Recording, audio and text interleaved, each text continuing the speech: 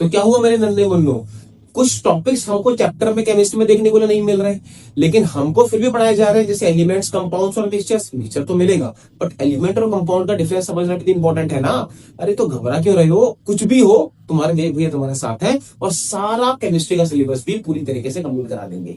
हम लोगों ने अभी तक अपना फर्स्ट चैप्टर कंप्लीट कर लिया था, मोशन। आज हम लोग केमिस्ट्री का फर्स्ट चैप्टर करेंगे जिसका नाम है सेपरेशन ऑफ मिक्सचर्स, बट उसका एक टॉपिक हमको पढ़ना है एलिमेंट्स, कंपाउंड्स एंड मिक्सचर। तो पहले इसको आज खत्म करता है, ठीक है। तो एलिमेंट को अगर आप देखोगे तो एलिमेंट एलिमेंट का मतलब है कि अगर कोई भी सब्सटेंस किसी सिंगल एटम से मिलकर बना है, कोई भी सब्सटेंस अगर सिंगल टाइप ऑफ एटम से मिलकर बना होगा तो उसे मैं एलिमेंट बोलूंगा। Example oxygen, sodium, chlorine, aluminium, अब बहुत सारे एग्जाम्पल हमारे पास है। तो जब वो सिंगल एटम से मिलकर बना होगा तो उसकी फिजिकल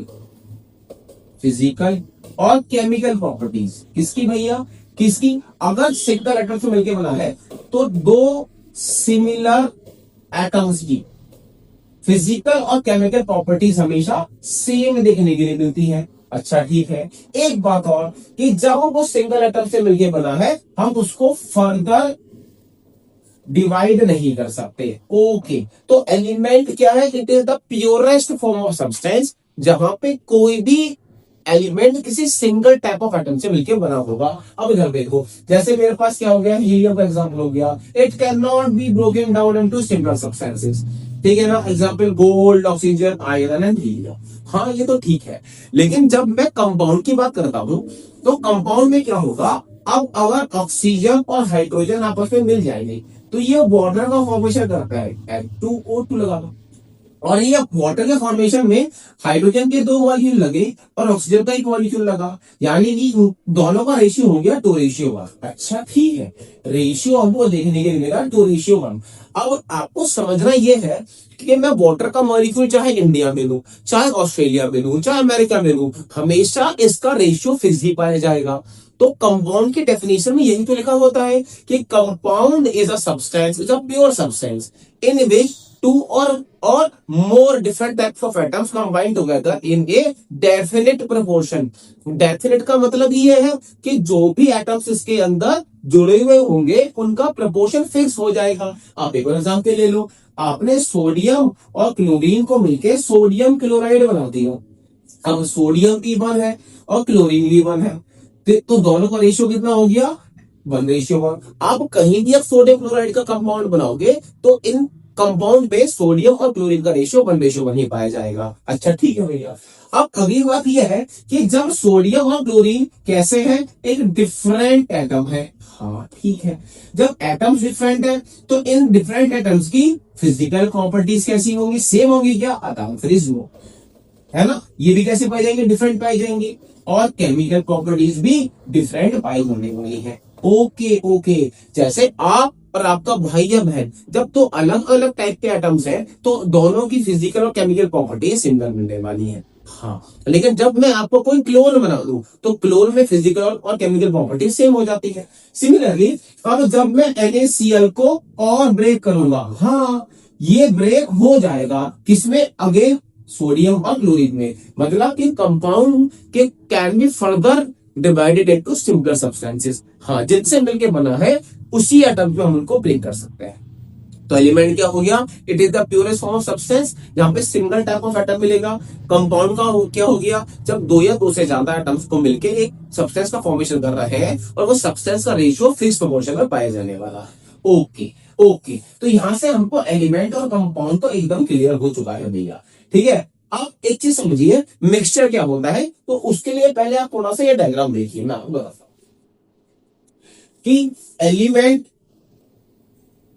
मतलब अगर सिंगल एटम मिला तो बना एलिमेंट, अब दो अलग अलग एलिमेंट मिले तो बना कंपाउंड।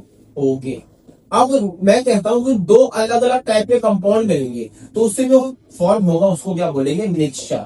मिक्सचर के अंदर किसी भी कंपाउंड का प्रोपोर्शन फिक्स नहीं पाया जाएगा। एग्जाम्पल दो भैया समझ वाला, मिक्सचर मेरे पास दो तरह का होगा, एक होगा होमोजीनियस और एक होगा हेट्रोजीनियस। तो होमो का मतलब होता है सेम। होमो का जो जनरल मतलब है वो क्या होता है, general meaning of homo is same, क्या होता है सेम, ठीक है। और हेट्रो का मतलब क्या होता है, विच इज नॉट सेम, यानी डिफरेंट हो गया।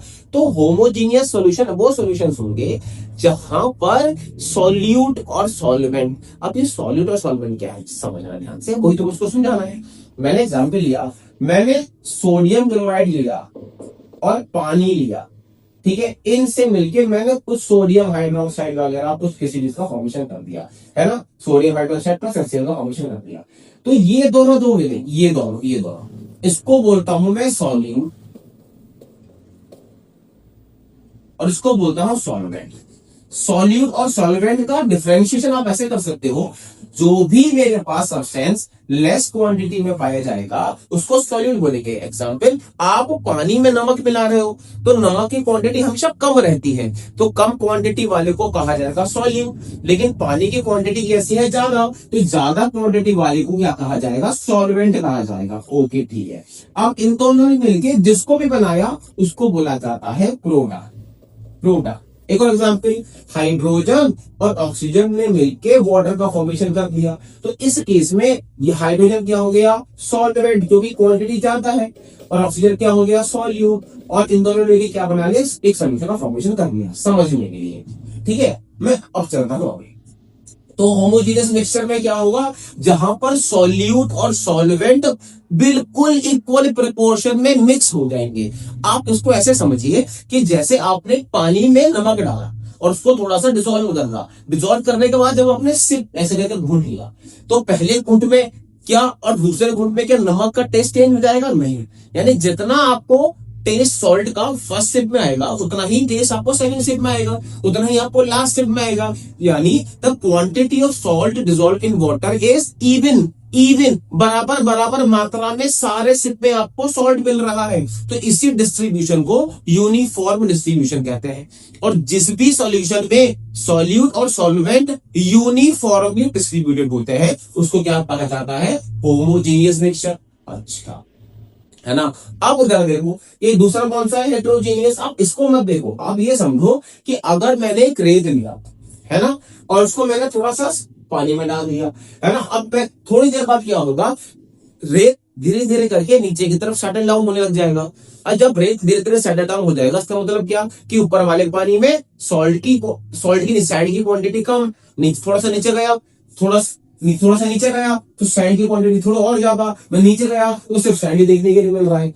यानी कि अब मेरे पास जो सैंड है वो वाटर में इवनली डिस्ट्रीब्यूटेड नहीं है। तो जिस भी मिक्सचर में सॉल्यूट और सॉल्वेंट बिल्कुल बराबर मात्रा में डिस्ट्रीब्यूट नहीं होंगे, ऐसे मिक्सचर को कहा जाएगा हेट्रोजीनियस मिक्सचर। अब पढ़ो, यूनिफॉर्म कंपोजिशन थ्रू आउट, हाँ, ओनली वन फेज का मतलब क्या, आप इधर बोलो, यानी इसका फेस कैसा है, सॉलिड में है, नहीं, या तो लिक्विड में मिलेगा या फिर गैस में मिलेगा। एग्जाम्पल, सॉलिड का एग्जाम्पल हम लोग एलॉय ले लेते हैं, जो आपके घर में पीतल है वो भी अलग अलग टाइप के मेटल से मिलकर बना है, यूनिफॉर्मली बनाया गया है, तो उसका मिक्सचर कैसा, सॉलिड स्टेट कैसी हो गई, सॉलिड। लिक्विड ऐसे नमक हम मिला दिया पानी में, है ना। गैस, हमारे पास मैंने कार्बन मिला दिया ऑक्सीजन में, कार्बन डाइऑक्साइड बन गई। तो ये सब क्या है, मेरे पास यूनिफॉर्म में डिस्ट्रीब्यूटेड है। लेकिन जब मैं बात करूंगा सैंड वाटर की, तो सैंड इज अ सॉलिड, है ना, वो हमेशा सॉलिड ही रहेगी। लेकिन मेरे पास वाटर क्या है, लिक्विड, तो ये कभी भी सिंगल फेज में नहीं पाए जाते, इनका कैसा होगा, मल्टीपल फेज में पाए जाने वाले हैं। कंपोनेंट्स आर नॉट विजिबल, क्या आप देख पाते हो कि पानी में नमक डिसॉल्व है, आंसर इज नो। देखिए पानी में सॉल्ट डिसॉल्व है, आप उसको बहुत आसानी से देख पाओगे, और इसको आप फिजिकल मेथड यानी छान मार के सेपरेट नहीं कर सकते, बट इनको आप डिस्टिलेशन प्रोसेस से बहुत आसानी से सेपरेट कर सकते हैं, है ना। ओके, कुछ और देखिए, ये एग्जाम्पल तो मैंने समझा दिया, लेकिन मैं आपको किसी अलग तरीके से समझाने का ट्राई करता।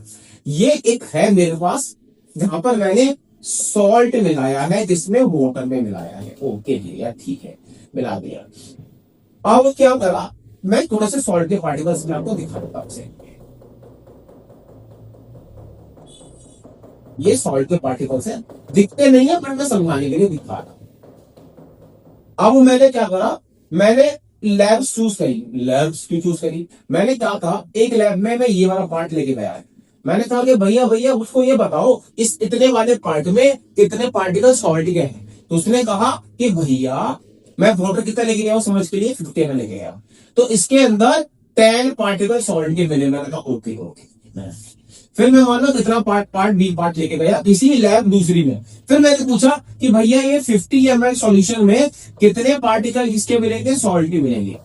सॉल्ट के कितने पार्टिकल मिलेंगे? तो उसने ये बोला कि भैया 10 पार्टिकल सॉल्ट के हैं। मैंने कहा फिर मैंने बीच में समझाया सेम 50 ml सोल्यूशन उठाया। फिर मैं किसी सी लैब में लेके गया और बोला कि भैया बताना जरा सॉल्ट के पार्टिकल कितने हैं। तो उसने फिर बोला कि कितने पार्टिकल सॉल्ट के मिल रहे हैं, 10 पार्टिकल। यानी मैं जब भी 50 ml सोल्यूशन को किसी में लैब में लेके गया तो उसके अंदर सॉल्ट की क्वांटिटी बराबर पाई गई। तो इसी को तो मैं इवन डिस्ट्रीब्यूशन कह रहा हूं। और ये सोल्यूशन कैसा बन गया, होमोजेनियस सोल्यूशन बन गया। बट अगर मैं सेम बेस करता हेट्रोजीनियस के साथ में, जहां पर जो वाटर था वो ऊपर था और सैंड वहां इकट्ठा हो गया था, जाके नीचे बहुत सारे इकट्ठा हो गया था और ऊपर कहीं थोड़ा बहुत गिर रहा था और ऊपर एक दो पार्टिकल मिल जा रहे थे। अब अगर मैं इसको लेके गया कि भैया ये वाला ए पार्ट तो लेके बताओ, मैं 50 ml सोल्यूशन लाया हूं तो उसमें सैंड ही कितना है। उसने कहा भैया 0 पार्टिकल है, ऊपर तो बिल्कुल बोला ठीक है। फिर मैंने 20 में से कहीं लेके गया इस बी लैब में। मैंने बोला कि भैया बताना जरा सैंड के पार्टिकल कितना है, सैंड के पार्टिकल। तो उसने बोला कि भैया 2 पार्टिकल सेट के मिल रहा है। कहना चलो ठीक है, हो सकता है कोई दिक्कत आ गई हो। फिर मैं नीचे से लेके गया, मैं सी लैब में लेके गया 50 ml सोल्यूशन ध्यान रखना जैसे। मैंने पूछा भैया सैंड बताओ, उसने कहा भैया 1000 पार्टिकल सेट है। यानी कि हर ऊपर से नीचे आने पर तो कॉम्पोजिशन जो है वो चेंज होता जा रहा है। इसको बोलते हैं अनइवन कॉम्पोजिशन या फिर नॉन यूनिफॉर्म कॉम्पोजिशन। तो होमोजेनियस में composition of solute and solvent is uniform and heterogeneous में नॉन यूनिफॉर्म पाया जाएगा। आप कुछ एग्जाम्पल देख लीजिए, ऐसे brass, stainless steel, bronze, salt, sugar water, air water, they are the good example of homogeneous solutions. But जैसे chalk water, sand water, ये सब इसके एग्जाम्पल हो जाता है मेरे पास, हेट्रोजीनियस एग्जाम्पल हो जाता है। ठीक है, तो ऐसे वीडियोस को देखने के लिए, समझने के लिए हमारे साथ बने रहिए, देखते रहिए और सीखते रहिए। एंड सब्सक्राइब फॉर सही वीडियो। Thank you.